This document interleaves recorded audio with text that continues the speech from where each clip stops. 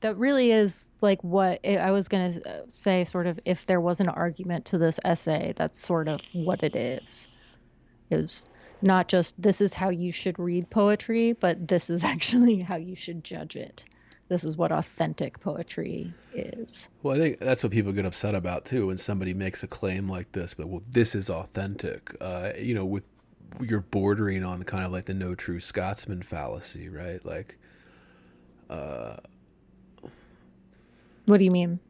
well, like no true poet would, Oh, or oh. no true authentic poem would. So that I mean, again, whenever you're making a claim like this and you're backing it up with fierce argumentation, it's Well, because then, there you're making a statement that I think a lot of people would like to say is not true, which is that there is such thing as bad poetry. well, I mean, there definitely is, yeah.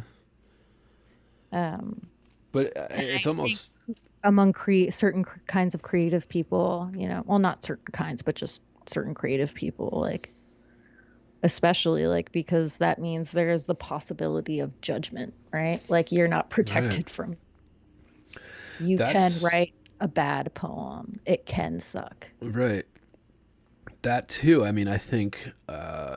Oh man, I hate to keep bringing up Pauline Kael just because I'm reading that book right now, but it's like she goes into this too. How like making a judgment is always going to piss everybody off.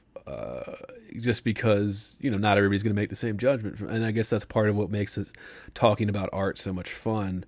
But when he talks about the condition of newness, like brings the how the poet like authentic poetry brings about a condition of newness. He does go on to explain this a little bit more in detail, but just before we get there, like